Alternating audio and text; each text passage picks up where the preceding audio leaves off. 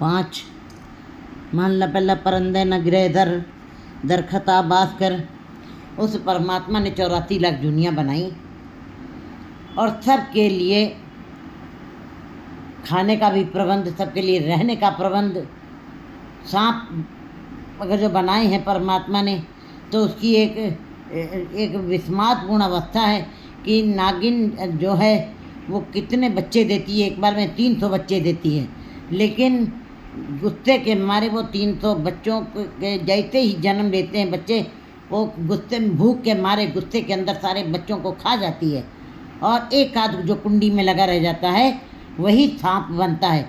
ये परमात्मा का एक अपनी मर्यादा है। अगर जो 300 बच्चे ही जिंदा रह जाते तो आज शायद धरती सांपों से भर जाती।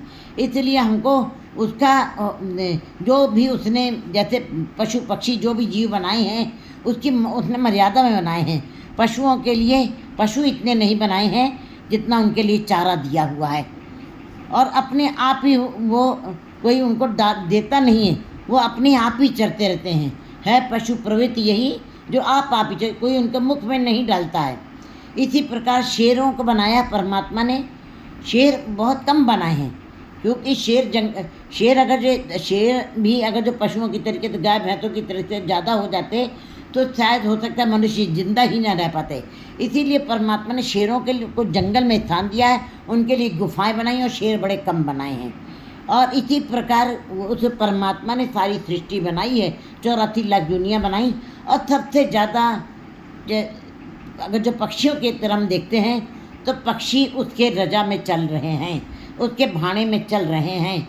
पक्षी कभी दुखी नज़र नहीं आते। कभी देखिए सही उनको, सवेरे जैसे प्रातःकाल होती है चींची चींची खुशी से अपने भोजन की तलाश में चल देते हैं, और रात में भी जब आते हैं लौट करके अपने घोंसलों के अंदर तो चींची चींची करते ही आते हैं। एक मनुष्य ऐसा है जिसके लिए परमात्मा ने इतने सारे सुख साधन जुटा दिए हैं, फिर भी मनुष्य चिंता करता रहता है। तो गुरु जी ने मनुष्य की तरफ इशारा किया कि वो पक्षी जो हैं बिल्कुल उनको आशा है, उनको विश्वास है। उन्होंने कोई गठरियाँ बांध के भोजन नहीं रखा है, वो भोजन की तलाश में जाते हैं, अपने दानों को चोंच में लेके आते हैं, अपने बच्चों को ला के उड़ावे से पोता तित पाछे पछरे छरिया।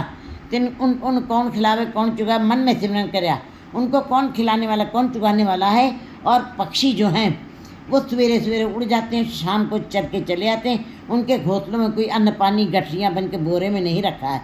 उन्होंने कोई भी चीज़ एकत्र करके नहीं, उनको विश्वास है कि इस समय परमात्मा ने हमको खाने के लिए दिया है, सवेरे भी वो ज़रूर देगा। और खुशी से ही रहते हैं, खुशी से ही जाते हैं और खुशी से ही लौट के आते हैं। एक मनुष्य जो 4 पीढ़ियों तक जोड़ के भी रखता है, फिर भी दुखी रहता है, फिर भी रोता रहता है। तो गुरु जी ने ये पक्षियों की बात करते हुए मनुष्य को भी समझाने की कोशिश की है कि तुम चिंता न करो, परंदे न गिरे जाए। परंदे माने पक्षियों के गिरह के अंदर उन्होंने कोई पल्ले में अपनी गांठ बांध करके कोई धन को इकट्ठा नहीं किया हुआ है। उनके पल्ले के अंदर कोई अन्न पानी या धन इकट्ठा नहीं है। उनको क्या है, दरखत आस कर, उनको केवल पेड़ों की आस है और जल की आस है। उसी के सहारे वो टिके रहते हैं, पेड़ों की शाखाओं के ऊपर बैठते हैं। जिस पेड़ की शाखा जिस पक्षी को सूट करती है उन पेड़ों के ऊपर जाकर शाम को विश्राम करते हैं। और हर पक्षी का पेड़ अलग होता है, वृक्ष अलग होता है, जिसको वो रात में टोंट से अपने कोच करके देखते हैं कि ये पेड़ वृक्ष के ऊपर हम रात में रह सकते हैं कि नहीं।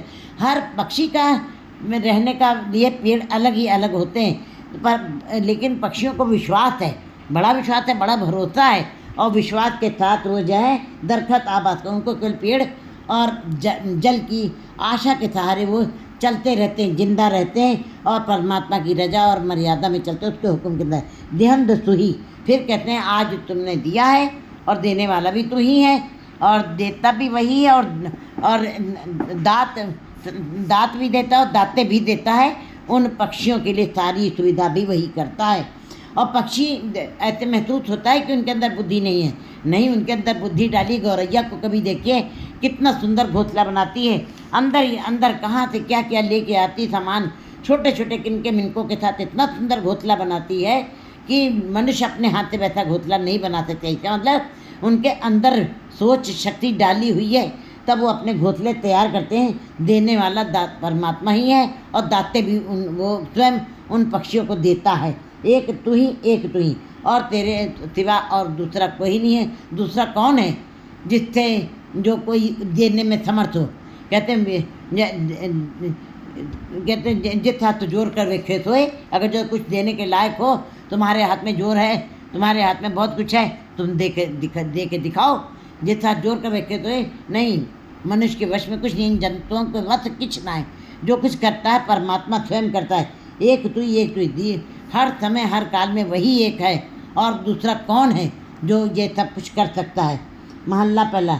नानक लीलार लिखा सोए। गुरु जी कहते हैं जो मत्थे के ऊपर, जिसके माथे के ऊपर जो लिखा है, मिलना वही है, लेखना मिट्टी हे थकी जो लिखा करतार। कहते बिन कर्मा की छिपाई है नहीं जे बोतेरत आवे। चाहे जितनी दौड़ लगा ले मनुष्य, जितना कर्म में लिखा हुआ भाग्य में लिखा है, भाग माने हिस्सा, जितना धुर दरगाह से परमात्मा के दर से हिस्सा लिख के आया है, उतना ही जीवों को मिलता है, चाहे जितनी लंबी दौड़ लगा ले जीव।